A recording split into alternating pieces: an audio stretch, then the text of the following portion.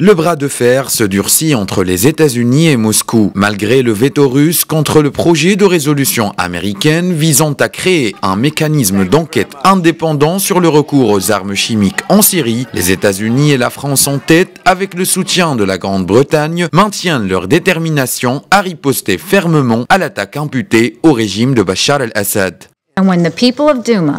Quand le peuple de Douma, avec le reste de la communauté internationale, se rappellera des actes de ce Conseil, ils se souviendront qu'un seul pays aura interféré. L'histoire notera que la Russie a choisi de protéger un monstre plutôt que les vies du peuple syrien.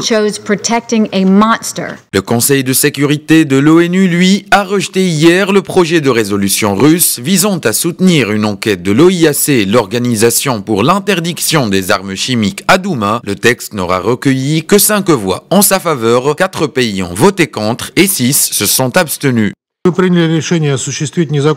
Si les experts, pour une raison quelconque, n'arrivent pas à atteindre Douma, empêchés par ces spéculateurs sur la question chimique, cela constituera une preuve supplémentaire des dessous de cette ténébreuse affaire, de sales tactiques politiques et des plans militaires agressifs.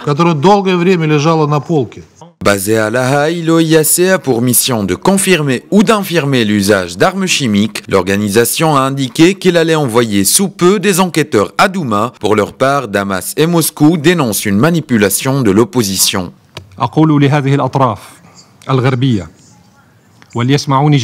Je m'adresse à certains pays occidentaux. Vos agressions, vos menaces et vos manœuvres ne nous affecteront pas. Elles ne nous empêcheront pas d'assumer nos responsabilités en tant que membres de cette organisation internationale. Nous allons exercer notre devoir en concordance avec la Charte des Nations Unies et notre Constitution. Ne nous laisserons personne infliger à notre pays ce qu'ils ont infligé à l'Irak et à la Libye. À l'heure où les forces loyalistes achèvent la reconquête de la région après 7 semaines d'offensive, Moscou, allié du régime syrien, continue de rejeter les accusations d'usage d'armes chimiques. Les Occidentaux, eux, maintiennent que l'attaque n'a pu être perpétrée sans le soutien de Moscou. Selon une ONG américaine et les sauveteurs syriens en zone rebelle, ces attaques chimiques présumées auraient fait au moins 40 morts.